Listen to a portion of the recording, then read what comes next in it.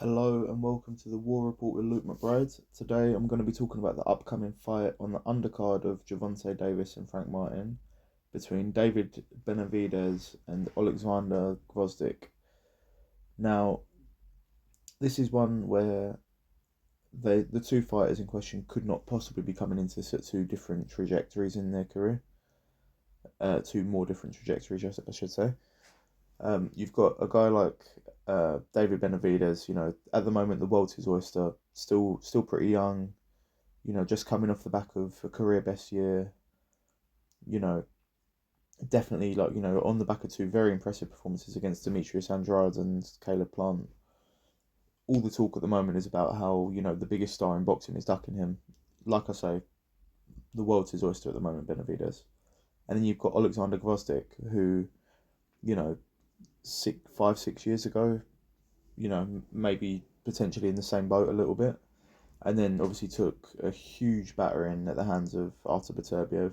No shame in that, but the fallout of that was, you know, obviously Gvozdyk taking about 3.5 years off, and then only recently has he been gradually trying to make a sort of comeback in the sport of boxing.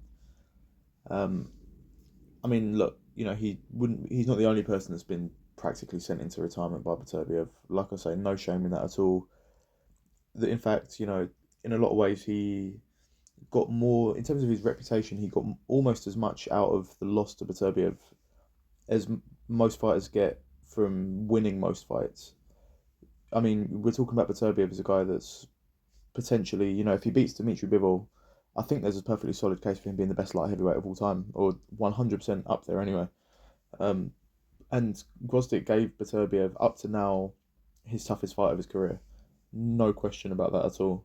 I know that there's been, obviously, especially from a British perspective, people would say Anthony Yards, maybe even Callum Johnson, but Gvozdyk definitely, if it wasn't for, obviously Beterbiev doing what he eventually did in the last rounds, there's a good chance that Gvozdyk could have won that fight on points in the end, if he was just able to close the show well. But regardless, that didn't happen, and instead we're going to be talking about the reality of what's going to happen in this fight. And when this was announced, because I was keeping track of Gvozdyk's comeback to some extent.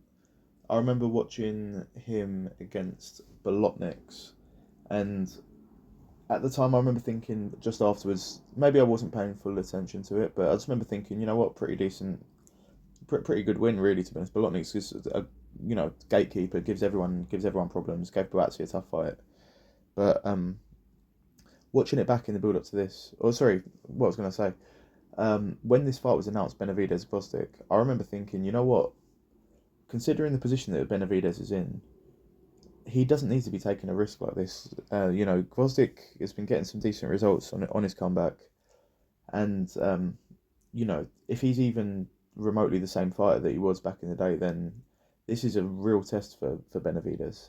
Now the problem is, having watched back a few of those fights that he's had since his comeback, um, it's just pretty clear to me that Gvozdyk isn't the same fighter that he once was.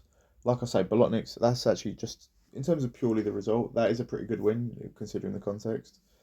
But if you watch it, if you watch the fight, Gvozdyk isn't the fighter he was. He used to be so light on his feet for a guy that size with that much power. He used to just float around the ring. But what we see now is basically just a kind of flat-footed power puncher. Really, not really a huge amount else to him. I mean, he still has good upper body movement, decent head movement. I'm not trying to say this in a way that he's not got anything that he's bringing to the table. I mean, aside from anything, the fact that he's now a bit more flat-footed does mean that he sits on his punches more. So I think he's got actually more power than he did before, and he was already a big puncher. But yeah, at the end of the day, I think that would have been the main advantage that he would have had. That to me was what would have made it a real, banana skin for Benavidez, was the difference in foot speed. Bearing in mind that Benavidez himself is very flat-footed. So with that in mind, I think that Gvozdyk, I can't really say that the punch resistance would still be there. I mean, obviously the Beterbiev fight would have done a huge amount of damage. There's a lot of ring rust there. Even the Adonis Stevenson fight, I mean, obviously people remember it in a way that, considering what happens to Stevenson afterwards, where he ended up in a coma, people remember that like Gvozdyk beat him up, but really, it was a pretty even fight. I mean, Stevenson literally about 2 minutes before he ended up getting knocked out, hit like really rocked Gvozdyk quite hard. So he's taken a lot of damage. He's had a lot of ring rust. I mean, he's only fought, I think it's 12 rounds since he came back, which is almost 2 years ago now, and or definitely like since the start of last year. Whereas in that time frame, Benavidez has fought 18 rounds against two quality fighters as well. They're quality rounds that he's had. So yeah, the ring rust, the youth. I think Gvozdyk's kind of selling out, to be honest here. I think this is just one last payday.